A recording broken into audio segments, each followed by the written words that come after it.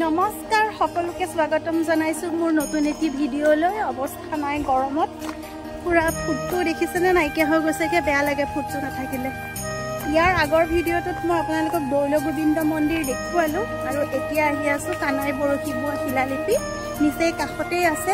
মানে নিচে কাষতে নহয় আৰু 350 মিটাৰ হয় গুগল মেপত দেখুৱাইছে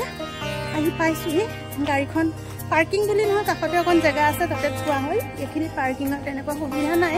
আৰু পৰিৱেশটো ইমান ধুনীয়া গছ গছনি নহয় আমি আগতে কিতাপত পঢ়িছিলোঁ কানাই বৰশী বোৱা শিলালিপি এনেকৈ এতিয়া বলক যাওঁ ভিতৰত আৰু আপোনালোককো দেখুৱাম কেনেকুৱা ধৰণৰ নহয় কানাই বৰশী বোৱা শিলালিপি কিবা আছে শিলালিপি মানেতো আৰু গম পায়েই আপোনালোকে বলক যাওঁ বাৰু ভিতৰত সেই মেইন গেটটো দিয়ে আমি ভিতৰত প্ৰৱেশ কৰিলো আৰু এতিয়া এই গেটখন দিয়ে কানাই বৰশী বোৱা শিলালিপি থকা ঠাইখিনিলৈ যাম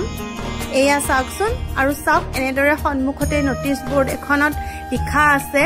ইয়াত কোৱা আছে যে বস্তুবোৰ ধ্বংস নকৰিবলৈ নহলে দণ্ড ভৰিব লাগিব বাকি আগুৱাই গৈ থাকোচোন গম পাই থাকিম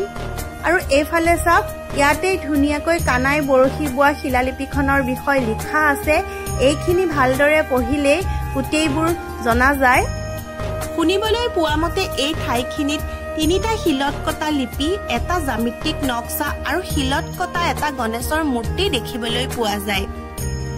ইয়াৰে এখন শিলালিপিত আজিৰ পৰা বহু বছৰ আগতে তুৰ্কীসকলৰ কামৰূপ আক্ৰমণৰ কথা লিপিবদ্ধ কৰা আছে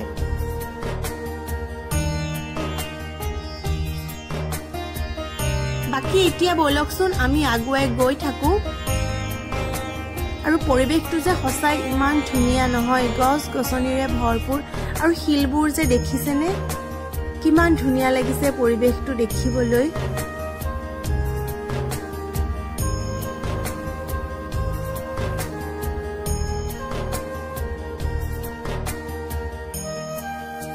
আনহাতে শুনিবলৈ পোৱা মতে ইয়াত থকা আন দুখন শিলালিপি 1700 খ্ৰীষ্টাব্দৰ বুলি অনুমান কৰা হৈছে আৰু ইয়াত আহোম আৰু মোগলৰ যুদ্ধৰ কথা লিপিবদ্ধ হৈ আছে সচৰাচৰ দেখিবলৈ পোৱা যায় যে লিখিত লিপিসমূহ সংখ্যাৰে লিখা হয় কিন্তু ইয়াত যিবোৰ লিপি দেখিবলৈ পোৱা যায় এইবোৰ সংখ্যাৰ পৰিৱৰ্তে চিহ্নৰ দ্বাৰা বুজোৱা হৈছে আসলতে অসমীয়া লিপিৰ বিকাশৰ ক্ষেত্ৰত এই লিপিসমূহে বিশেষ ভূমিকা গ্ৰহণ কৰা দেখিবলৈ পোৱা যায় নহয়নে বাৰু এতিয়া চাওকচোন এইটো দেখিছেনে ইমান ডাঙৰ শিল বাপৰে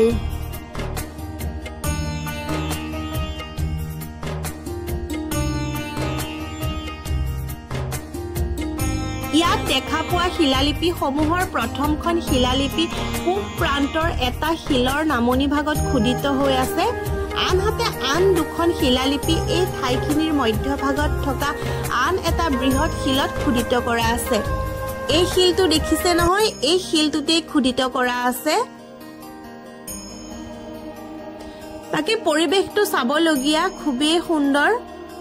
চাৰিওফালে গছ গছনিৰে ভৰপুৰ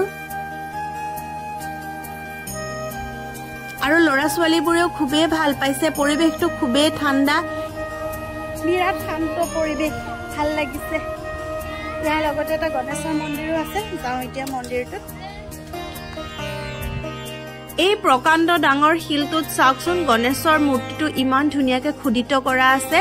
আৰু ইয়াতে পূজা অৰ্চনা হয় আৰু ওপৰৰ ফালে চাওকচোন ইয়াতে আৰু এটা লিপি আছে বলক ভিতৰত প্ৰথমতে সেৱা কৰি লওঁ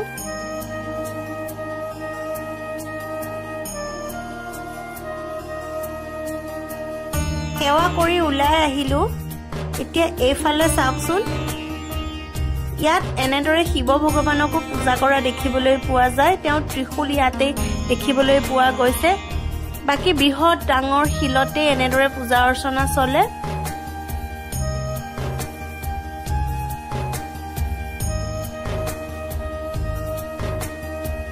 আপোনালোকক গোটেই পৰিৱেশটো দেখুৱালো দেখিছেনে ইমান ধুনীয়া এটা পৰিৱেশ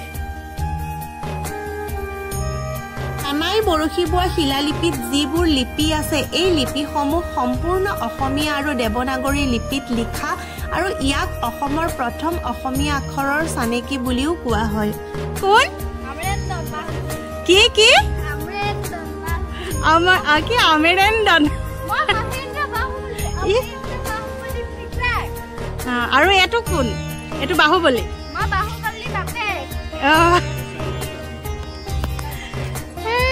একেবাৰে দেৱসেনা হ'ল দে এতিয়া আহ আৰু এগৰাকী কিবা একো নহয় আহ আহ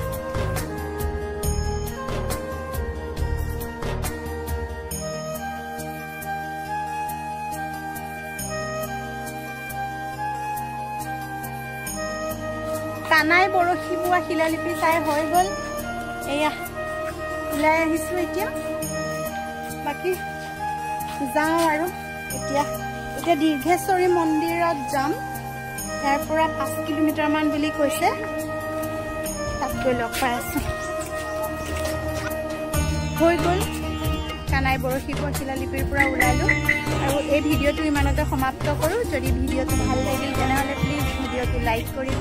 চেনেলটো ছাবস্ক্ৰাইব আৰু ভিডিঅ'বোৰ যদি ভাল লাগে তেনেহ'লে শ্বেয়াৰ কৰিব আকৌ এটা নতুন ভিডিঅ'ত লগ পোৱাৰ আশাৰে আজি বাই বাই আমাৰ এগৰাকী নকলে কি